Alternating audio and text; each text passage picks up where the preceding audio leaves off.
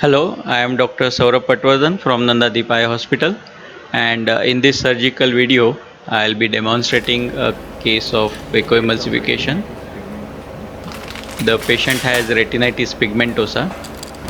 So during cataract surgery, we have to take some additional precautions while operating on such case because these patients are more prone to developing anterior capsular phimosis as well as decentration or subluxation of the IOL because we tend to have more elastic zonules in these patients. So two things which I will be focusing on is to have a bigger size capsular axis so as to reduce the incidence of phimosis of the anterior capsule opening, and second I will be also using a CTR capsular tension ring so as to give more support to the bag. The patient has slightly smaller pupils, so I have injected little bit of adrenaline in the anterior chamber and waiting for the pupil to dilate. Patient is a young patient, 35-year-old with retinitis pigmentosa in both her eyes. So I expect very soft nucleus. So I'll be doing mainly phacoaspiration in this case.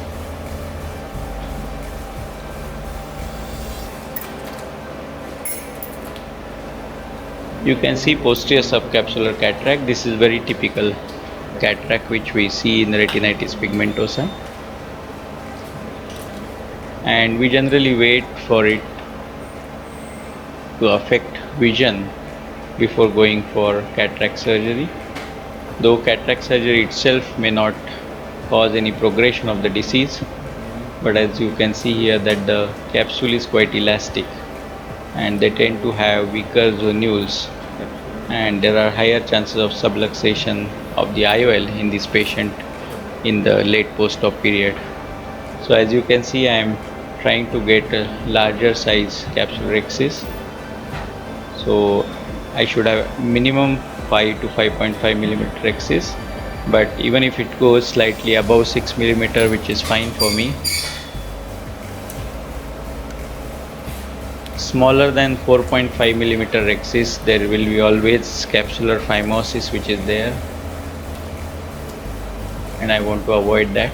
This soft cataract, so I did good hydrodissection and then hydrodelineation. So I have injected fluid multiple times inside the nucleus so as to have separation of the multiple layers of the nucleus. You can also see in the offset my hand movements during the phacoemulsification, and I think what I would like you to focus on is the movement of the fingertips holding the chopper as well as holding the phaco probe. And as you will notice that I move my wrist very little. Mainly most of the movements occur in the fingers, which is I think very important point to learn. Now here I want to just prolapse out the nucleus. I have already done multiple hydrodelineation, so you can see that I have now aspirated and took out the endonucleus and aspirated it out. So once you have achieved good hydrodissection, I think the nucleus separation is very easy, and you just have to go bevel down or bevel sideways and just aspirate it out. You can also use your coaxial IA cannula also, but only thing is that it will take a little bit more time to aspirate because it has a smaller opening. You can watch how my fingers are moving my Sinskey so as to maneuver the nucleus in the anterior chamber. So the phacoaspiration part is over. I am shifting to coaxial irrigation aspiration. Pupil has remained fairly dilated after putting adrenaline.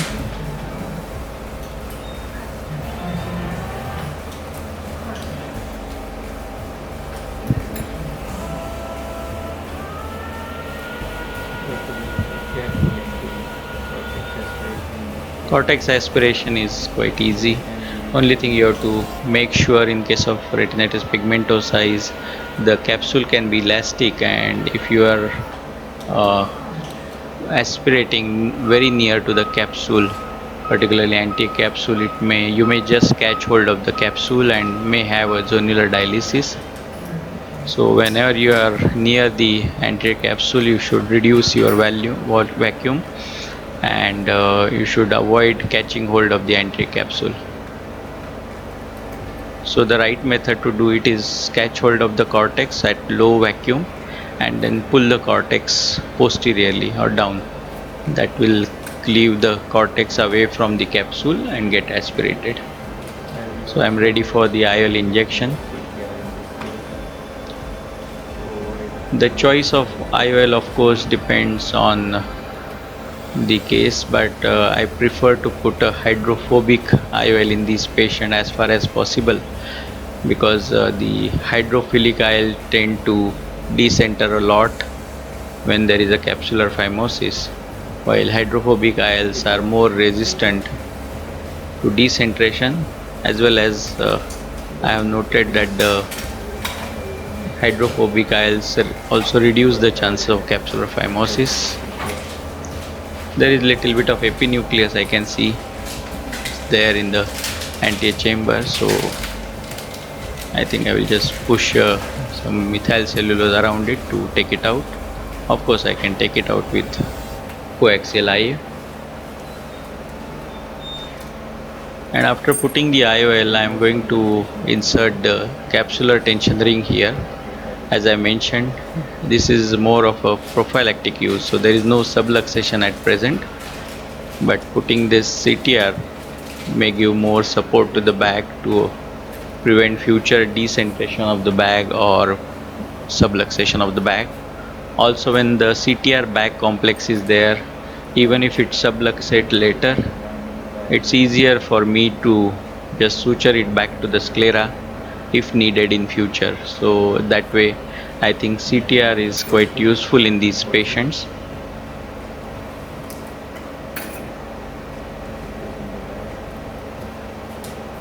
So I'm using a forceps to put the trailing eyelet inside. I think that this is a good method of putting CTR, so you avoid slipping of the CTR into the angles by mistake. You have to wash the viscoelastic thoroughly, just like any other case. These patients may have more tendency to inflammation in the post-operative period, more chances of CME as well might be there, so it's better to keep the anterior chamber clean. Try to remove all the viscoelastic from the anterior chamber, from behind the IOL, from the bag, so that you have very quiet post-operative period. Some of these patients may have associated cystoid macular edema which may be pre-existing. For these patients, topical dorzolamide can be given for prolonged period. Also, we can, if there is a present cystoid macular edema at the time of surgery, we can also add posterior subtenon or intravitreal steroids.